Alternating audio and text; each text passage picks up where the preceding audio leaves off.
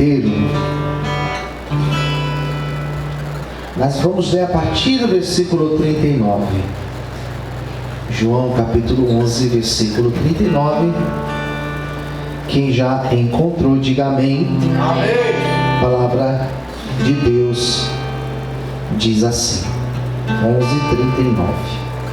Disse Jesus: tirai a pedra. Marta, irmã do defunto, disse: Senhor, já cheira mal, porque é já de 4 dias. Disse-lhe Jesus: não te hei dito que se creres, se você acreditar, verás a glória de Deus? Tiraram, pois, a pedra. E Jesus, levantando os olhos para o céu, disse: Pai, graças te dou por me haveres ouvido.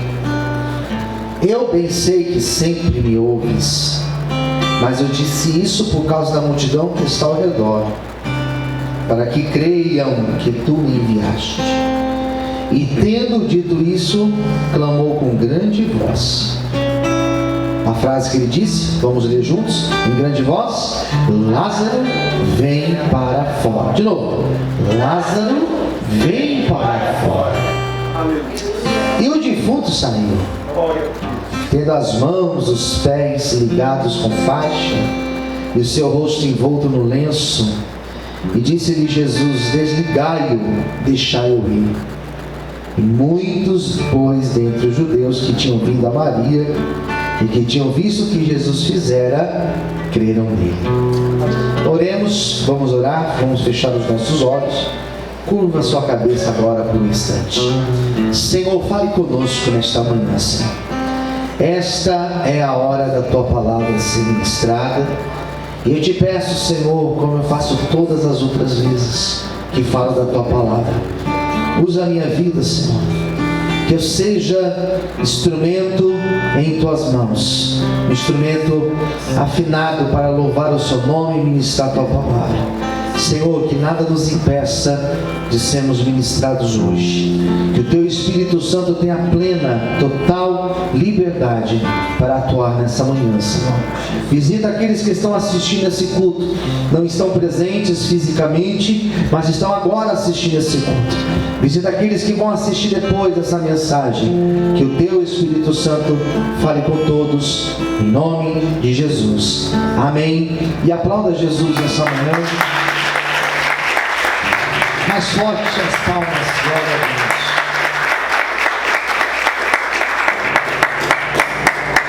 Deus. Jesus fez vários milagres. São vários milagres relatados. Creio que 35 são citados. E dos 4 evangelhos, os 4 evangélicos chamados canônicos, ou seja, os evangelhos que fazem parte do canon, que estão na Bíblia: Mateus, Marcos, Lucas e João. Os 3 primeiros, eles estão bem interligados. Eles são chamados de sinóticos, porque eles têm a mesma visão e a mesma base, o mesmo teor, a mesma base para que eles fossem escritos. Então é muito fácil você ler, por exemplo, Marcos, que foi a base dos outros evangelhos. Você lê Marcos, você lê Lucas, você lê Mateus e você fala: olha, está repetida essa mesma passagem. Tem alguns detalhes diferentes, né? Mas eles também falaram. Então, por isso que eles são chamados sinóticos. É a mesma fonte. O Evangelho segundo escreveu João, ele é diferente dos outros. Dos 4 evangelhos, João é o mais teológico. Dos 4 evangelhos, João é o mais novo. Os outros foram escritos meados dos anos 50 depois de Cristo. João foi escrito no final do primeiro século, ou seja, lá para os anos 95 depois de Cristo. Então é uma diferença de quase 50 anos. Imagina algo que acontece hoje e ser escrito lá no final, lá depois de 60 anos. É isso que aconteceu com João. João escreveu já no final de sua vida, lá no final do primeiro século. E João não escreve muitos milagres. Na verdade, João ele é o mais econômico. O livro dos milagres de João vai do capítulo 2 de João até esse capítulo 11. E não é por acaso que eu li esse capítulo 11 hoje, não é por acaso. Se você continuar lendo João, o Evangelho, você vai descobrir que, primeiro, esse foi o último milagre que Jesus realizou.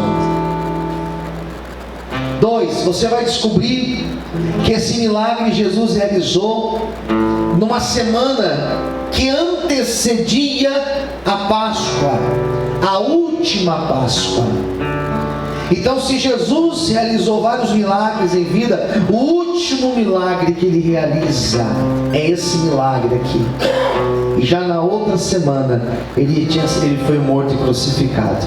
Quem entendeu, diga amém. Amém. É a Páscoa que nós vamos celebrar aqui há alguns dias. Então percebe que a minha mensagem, ela não é uma mensagem aleatória, ela é proposital. João conta 7 milagres. Vamos falar sobre eles. Primeiro milagre que João relata, João capítulo 2. Primeiro sinal que Jesus realizou. Jesus transforma, vamos ver se vocês conhecem, a água em João 2, Jesus transforma a água em vinho. Tem o capítulo 3 que fala de Nicodemos, tem o capítulo 4 que fala da mulher que era samaritana, e ainda no capítulo 4 Jesus realiza o segundo milagre. O filho do oficial do rei, ele recebe o milagre de Jesus. O terceiro milagre está no capítulo 5, que é aquele capítulo quando fala de Jesus foi até um tanque chamado Betesda. Esses dias foi falado sobre esse tanque aqui na igreja. Jesus foi no tanque de Betesda. Existiam vários cegos, coxos e paralíticos. E naquele tanque um homem paralítico foi levantado pelo poder de Deus. Aleluia. Você quer ficar curado? Senhor, não tem ninguém que me coloque nas águas quando as águas é agitada. Jesus não tinha perguntado isso para ele. Jesus perguntou se ele queria ser curado. Tem gente que é assim, você pergunta uma coisa, ela responde outra. Vigia. Eu conheço um monte de gente assim. Você quer ser curado? Mas não tem ninguém que... Eu estou perguntando se você não quer ser curado. E na hora que ele falou, Senhor, eu quero ser curado, Jesus falou, então toma a tua cama e vai embora e anda. E aquele homem levantou para a glória de Deus. Se nós tiver alguém aqui hoje parado, desanimado, brecado na vida, Jesus vai te levantar nessa manhã em nome de Jesus. Você pode aplaudir e glorificar ao Senhor, aleluia. Aplaude o Senhor mais forte. Diga para quem está ao seu lado, Jesus vai te levantar nessa manhã. Daí nós temos o quarto milagre. Qual é o quarto milagre? Está em João capítulo 6. Quando Jesus alimenta 5.000 homens e mulheres, multiplicando os pães e os peixes. Eram 5 pães e 2 peixes.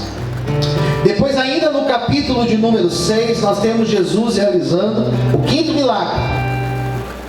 Quando ele caminha sobre as águas, quando Pedro caminha sobre as águas, diz a Bíblia que existia um grande vento forte e Jesus estava caminhando sobre as águas. O sexto milagre que ele realiza está no capítulo 9, a cura de um cego de nascença. Lembra dessa passagem? Senhor, por que ele é cego? Ele pecou ou seus pais pecaram para que ele fosse cego? Jesus falou, mas nem uma coisa nem outra. Ele é assim para que na vida dele a glória de Deus seja manifestada. E diz a Bíblia que aquele homem foi curado e ele passou a enxergar para a glória de Deus. E o sétimo e último está aqui, João capítulo de número 11, quando Jesus ressuscita Lázaro.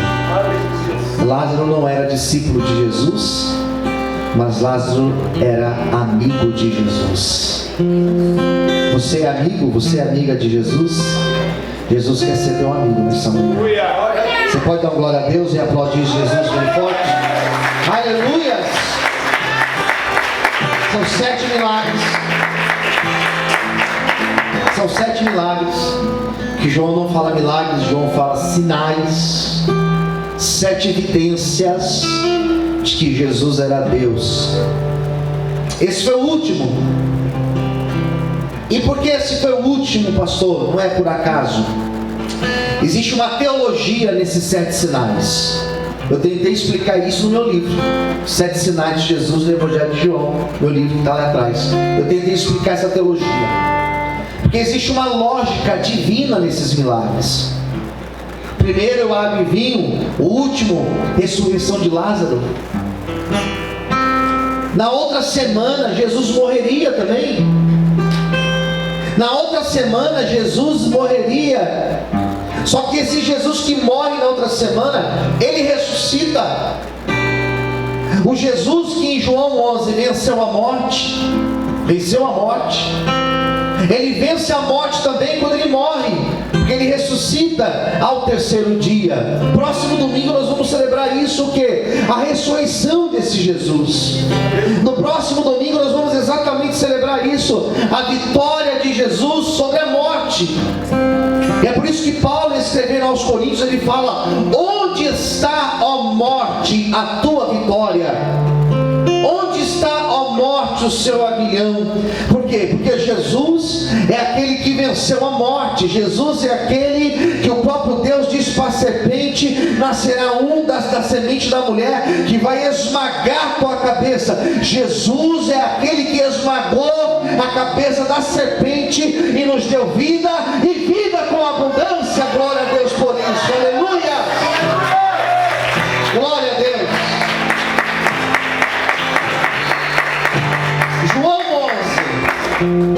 João 11. Do que fala esse texto? De Jesus. Esse texto fala de Jesus. E hoje eu estava lendo esse texto. Hoje, antes do nosso culto, eu estava lendo esse texto. Como é bonito ver esse texto. Como isso mexe comigo, irmãos. Esse texto fala muito comigo, muito. Porque esse texto mostra quem é o Deus, ou qual é o caráter desse Deus que nós servimos.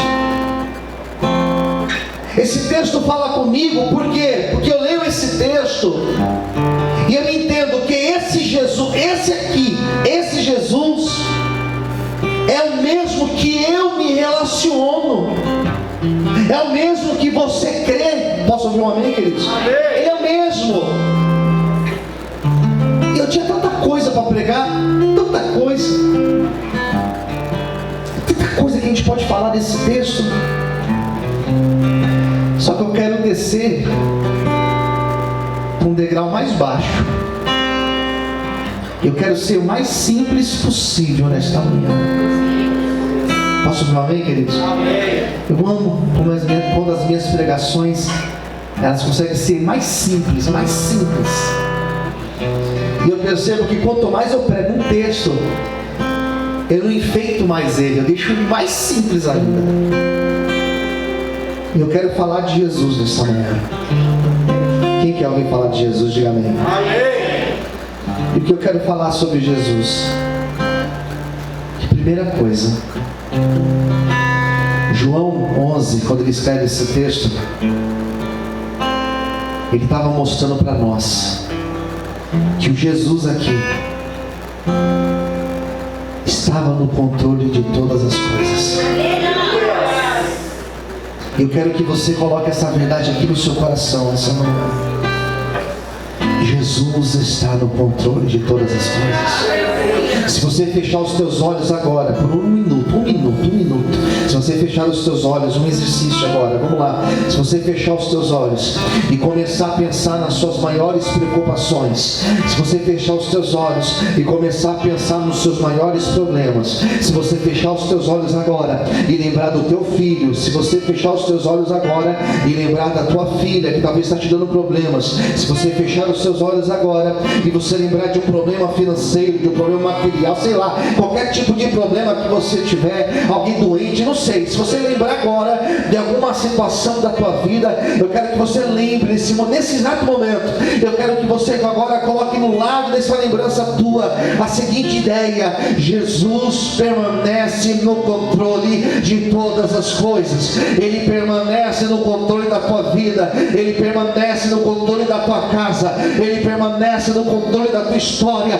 Eu não sei onde você perdeu o controle, mas Jesus manda te dizer nesta manhã: eu não perdi o controle, eu estou no controle de todas as coisas da tua vida. Você pode aplaudir o Senhor e adorar o nome dEle nesta manhã, em nome de Jesus, aleluia. Você pode aplaudir Jesus, glória a Deus. Eu te provo.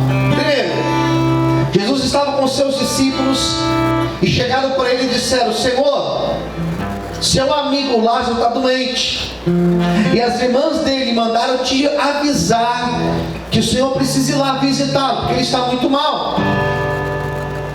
Diz a Bíblia que Jesus, quando recebe essa notícia que seu amigo estava mal, ele não foi imediatamente.